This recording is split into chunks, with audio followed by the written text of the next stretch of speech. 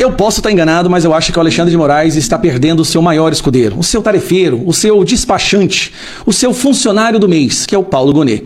O Alexandre de Moraes só conseguiu cometer todos esses crimes e desrespeitos constitucionais porque ele tinha do lado dele alguém que assinava tudo, o Procurador-Geral da República, que é o Paulo Gonet. Viajava com o Vorcaro, tomava vinho. Paulo Gonet, que inclusive até hoje, defende Alexandre de Moraes numa investigação sobre o contrato da esposa dele de 129 milhões de reais. Mas nós estamos percebendo alguns sinais de que o PGR, o Paulo Gonet, está querendo pular fora do barco. Acho que é uma percepção de que, como o Alexandre de Moraes vai acabar sofrendo impeachment no ano que vem, ele já quer limpar a sua barra e mostrar, olha, eu não fiz parte disso, eu não sou cúmplice do que esse cara fez.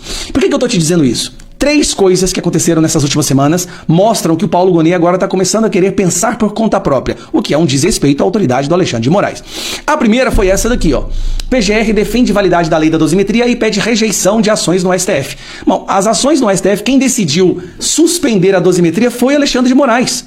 E aí vem o Paulo Gonet solta um parecer dizendo que acha que essa suspensão tem que ser derrubada e que a dosimetria tem que ser oficializada. Ou seja, Paulo Gonet, que ajudou a colocar inocentes na prisão, o tarefeiro do Alexandre de Moraes, agora já está falando, olha, não sei não, eu acho que esse pessoal tinha que voltar para casa. Esse é o primeiro ponto. O segundo ponto, que chamou muito a atenção, PGR se manifesta a favor de manter Bolsonaro em domiciliar. Você se lembra do teatro que o Alexandre de Moraes fez com aquela questão da arma, da falta grave, para tentar devolver Bolsonaro para o presídio? Ele pediu um parecer do Paulo Gonet.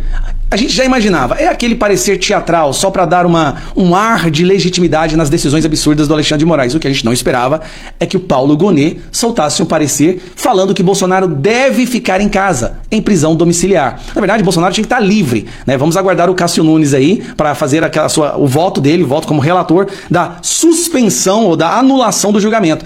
Mas até lá, esse ato do Paulo Gonet foi muito estranho, porque vai totalmente contrária à vontade do Alexandre de Moraes. Agora sim, nós vamos chegar num ponto extremamente delicado. Houve um pedido de anulação do testemunho, da delação do Mauro Cid. Por quê? Como você acompanhou, Mauro Cid mandou áudios dizendo que estava sendo coagido, ameaçado, que o Alexandre de Moraes e a PF dele já tinham o julgamento pronto, a decisão já tinha sido dada, que era todo um teatro, e que se ele não fizesse o que eles queriam, ele ia sofrer as consequências. Teve ameaça para cima da filha do Mauro Cid, do pai do Mauro Cid. Tudo isso devidamente registrado e divulgado nas redes sociais e até pela imprensa. Pois bem, olha o que o PGR acabou de fazer. Paulo Gonet, PGR, pede à PF análise de conversas de Cid sobre delação. Caso envolve mensagens atribuídas ao tenente-coronel com o advogado de Marcelo Câmara, ex-assessor de Jair Bolsonaro. A Procuradoria-Geral da República pediu ao Supremo Tribunal Federal que a Polícia Federal analise os dados enviados por plataformas digitais sobre conversas atribuídas a Mauro Cid com o advogado do Marcelo Costa Câmara, ex-assessor de Jair Bolsonaro. O material foi apresentado pela defesa de Câmara para sustentar que a delação de ex-ajudante de ordens não teria sido prestada de forma totalmente voluntária, ou seja, nós temos provas de que a delação do Mauro Cid ela foi uma delação coagida, intimidatória. Se ele não falasse o que o Moraes queria, pai, filho, ia ser preso. E tem trechos do Moraes falando isso durante o julgamento. O PGR poderia muito bem ter arquivado isso, ter fingido que isso não existe, como ele faz em centenas e milhares de outros casos. Não aqui. Aqui, ele levou adiante e pediu um parecer agora da própria Polícia Federal. Não sei qual o resultado disso, mas o fato dele não ter arquivado isso imediatamente é o que ele costuma fazer, como, por exemplo, o pedido de investigação sobre o contrato do Alexandre de Moraes. Ele imediatamente arquiva. Ele não pede um posicionamento do STF ou da Polícia Federal. Agora, nesse caso, um caso que pode anular a delação do Mauro Cid, que, consequência, anula todo o julgamento, o Gonet não enterra.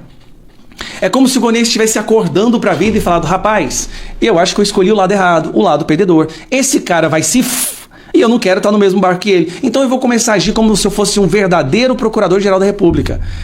3 pontos, só para resumir. Primeiro, prisão domiciliar do Bolsonaro, PGR é a favor. Segundo, dosimetria, PGR é a favor. E agora, a possível anulação do julgamento contra o Bolsonaro e todo aquele núcleo, próximo ao Bolsonaro, e o PGR simplesmente não arquiva, leva adiante.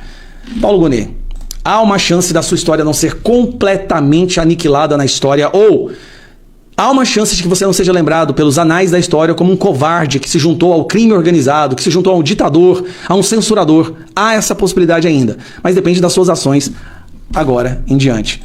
É isso que eu tô falando, pessoal. Eu tô achando que... E outra coisa, se o Gonet abandonar o Moraes, cara, Moraes tá completamente sozinho agora. Porque o Gonet é a pessoa que dá a legitimidade, é a Procuradoria, é o Ministério Público legitimando tudo que o Moraes faz. E parece que agora ele não tá tão disposto a fazer isso. Sobra Flávio Dino, Zanin e Gilmar Mendes do lado do Alexandre de Moraes.